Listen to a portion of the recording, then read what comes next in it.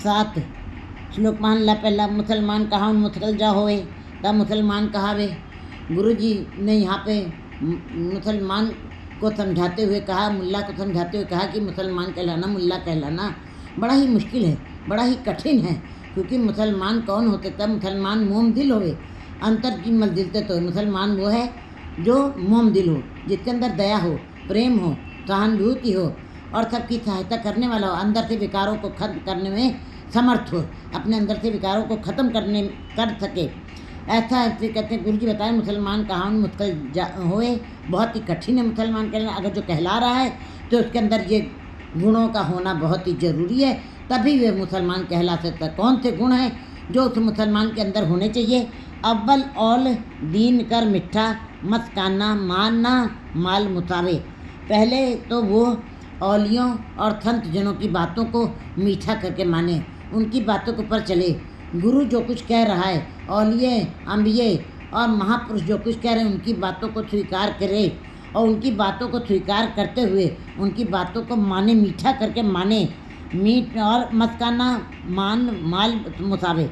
और वो संत जन, वो औलिये, उनके अंदर इतनी ताकत हो, इतना ज्ञान हो कि उनके पास बैठने से उनके अंदर से विकार और संदेह और भ्रम वो चुकाने में समर्थ हों, क्योंकि गुरु ज्ञान है।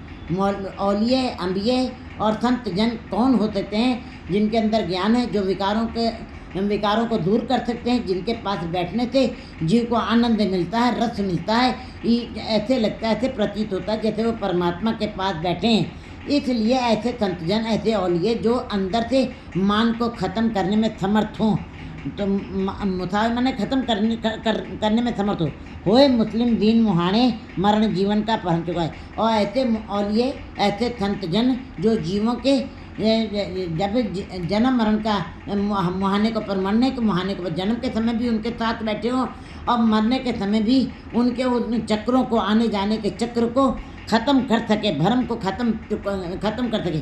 क्योंकि जन्म मरण से ऊपर उठा करके खुदा के नाम के साथ जोड़ करके ऐसे औलिये, ऐसे संत जन जो केवल जीवों को खुदा के नाम के साथ जोड़ें और मरण जीवन का परंतु जन्म मरण से ऊपर उठ करके निरंकार की बातें, खुदा की बातें करने लगे। जब वे जीव भी केवल जन्म मरण की बातें ना करके, जन्म मौत और जीवन की बातें ना करके, संसार की बातें ना करके, बाजार की बातें ना करके, उनके अंदर ये सब बातें खत्म हो जाएं और ये भ्रम खत्म करके केवल ईश्वर के नाम की चर्चा उनके अंदर चले और उनके इन भ्रमों को, इन संदेहों को ख़त्म करने में समर्थ हों। ऐसे संत, ऐसे औलिये। तब ऐसे जीव के अंदर कौन सी बात आ जाती है? रब की रजाए मनने से ऊपर। फिर ऐसे जीव जो औलिया अम्बिया संत जनों के साथ बैठते हैं, जिनके अंदर से भ्रम खत्म हो गए हैं और जो केवल उनकी बातों को मीठा करके मानते हैं, तो फिर रब की रजाए मनने से ऊपर। फिर ऐसे जीव जो हैं अपने अंदर से मैं मेरी के भाव को, अहंकार के भाव को ख़त्म करके जो भी हो रहा है वो रब की रजा समझ करके, रब के भाणे को समझ करके, जो तुझ भावे साई भली कार, तू सदा सलामत निरंकार, इस बात को मानते हैं और उसके हर भाणे को, हर रजा को, हर बात को सिर मत्थे के ऊपर रख के मानते हैं। तब नानक सर्वजियाँ मेहरामंत हुए। तब ऐसे जो नानक जी कहते हैं कि तब ऐसे जीव जो हैं, जीवों के अंदर इतने गुण आ जाते हैं कि वो सारे जीवों के ऊपर अपनी दया की ही दृष्टि रखते हैं। सब जीवों के ऊपर सबको मीत हम आपन कीना, हम सपना के साजन, दूर परायो मन का बिरा तब मेल कियो मेरे राजन। तब उनके अंदर मैं मेरी का भाव खत्म हो जाता है। वो किसी को ना को मेरा दुश्मन रह, नाम किसके बैराई।